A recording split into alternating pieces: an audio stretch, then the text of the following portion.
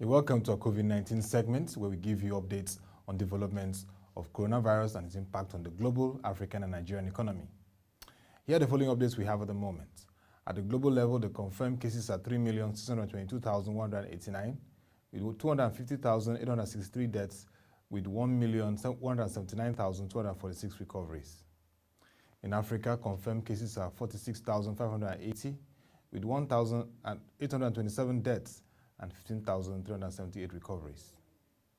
In Nigeria, the confirmed cases are 2,558 with 87 deaths and 400 recoveries. Here are some updates that we have. Investors are treating the United States equity market blistering rally with a dose of caution, sucking away cash, staying on the sidelines, or buying insurance against a reversal even as markets scream higher in the midst of the coronavirus pandemic. Fund managers and corporations have developed over $1.1 trillion into money markets, while the S&P 500 mounted a nearly 30% bounce from its March lows. Assets in such funds grew to a record $4.73 trillion in April. Gold and other popular haven assets have edged higher, while surveys show investors remain largely pessimistic.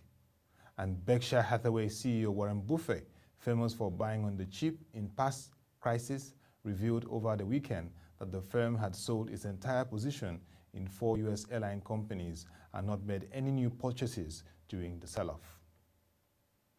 Still in the United States of America, New York Governor Andrew Cuomo today outlined a phased reopening of business activity in the state, hardest hit by the coronavirus pandemic, starting with selected retailers, wholesale suppliers, and the construction and manufacturing industries. Governor Cuomo, speaking at the daily briefing, did not put specific dates to the outline, which envisions allowing finance, insurance, retail, administrative support, and real estate businesses to restart in the second phase of reopening. World leaders promised $8 billion today for the fight against the coronavirus pandemic. European Commission head Ursula von der Leyen said at the end of a pledging event that she chaired. In the space of just a few hours, we have collectively pledged 7.4 billion euros for vaccine, diagnostics, and treatment against COVID-19, von der Leyen said. This will help kickstart unprecedented global cooperation, she added.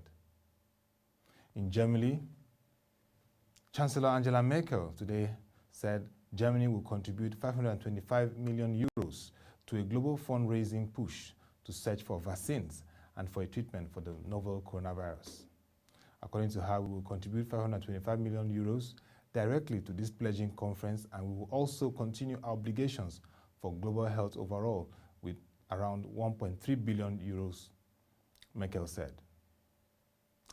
According to local media reports, the newly elected Secretary General of the African Continental Free Trade Agreement Secretariat, Wamkele Mene, revealed that the implementation of the AfCFTA agreement will not begin on July 1, 2020 as planned due to disruptions caused by the global pandemic. It can be recalled that the agreement, which entered its operational phase on July 7, 2019, was expected to kickstart in July 2020 following the ratification by 54 of all 55 African countries. It was also reported that the AU summit, which was scheduled to hold in South Africa on 30th of May to encourage trade negotiations to complete the bargaining on tariff reductions, rules of origin, and other necessary regulations, has been postponed. The AfCFTA agreement, which is aimed at removing trade barriers and in turn boosting intra-African trade, was brokered by the African Union and signed on by 44 of its 55 member states in Kigali, Rwanda on March 21, 2018.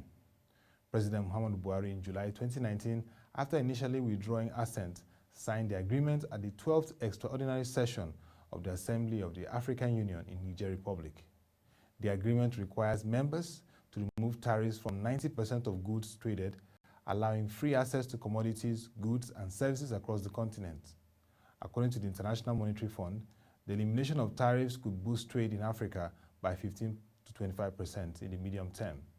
Once operational, the agreement is expected to create a $3.4 trillion economic bloc connecting 1.3 billion people across Africa, which will make it the largest trading bloc since the World Trade Organization was formed in 1994. Specifically for Nigeria, the agreement was expected to open up the African market for key manufacturing companies in the country to support export sales, whilst also raising the prospect of attracting foreign direct investment across the value chain and different compartments in the manufacturing sector. Although the delay in implementation implies these benefits will not be seen in the short to medium term, it is expected that it will give the country ample opportunity to accelerate investment in critical infrastructure that will reduce the cost of producing goods locally and improve the competitiveness of local manufacturers.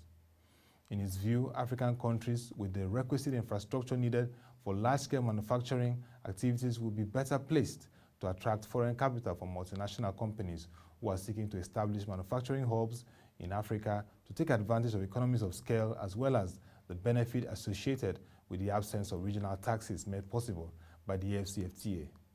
The agreement requires members to remove tariffs from 90% of goods traded, allowing access to commodities, goods, services across the continent, according to the International Monetary Fund. The elimination of tariffs could boost trade in the continent from 15 to 25%. We move on to the National Bureau of Statistics report, speaking on poverty in Nigeria. The update we have at the moment is that poverty rate in Nigeria has hit 40.04%. This was a report released today by the National Bureau of Statistics. For clarifications, the poverty rate in Nigeria is 40.1%, and this was carried out through the National Living Service Survey. The population that has this poverty rate, which is announced from the NBS, published in ProShare, is about 89.2 million persons. According to the report, an average of 4 out of 10 individuals in Nigeria has real per capita expenditure below 137,430 naira per year. This translates to the initial stated population of 82.9 million Nigerians who are considered poor by national standards. The NBS said it was important to note that this number excludes the state of Borno, which was not included in the NLSS survey of 2018 and 2019, which included Borno State at that time.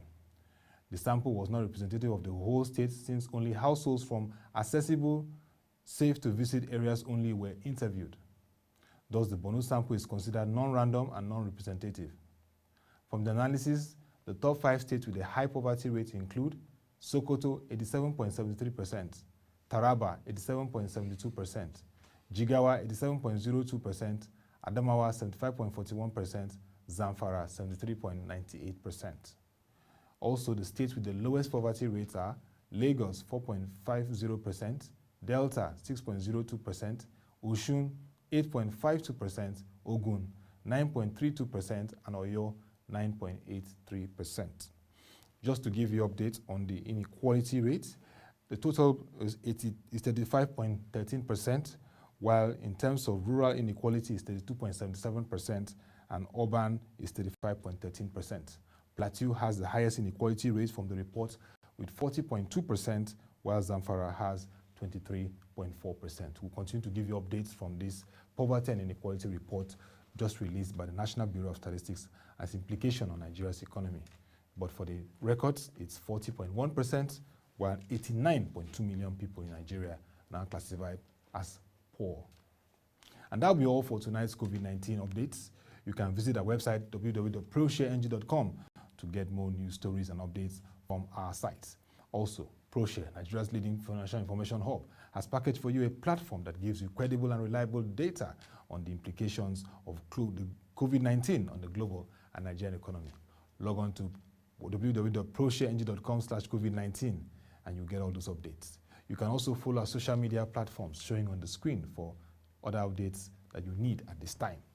Till we come your way again, thank you for watching. Have a nice day and stay safe.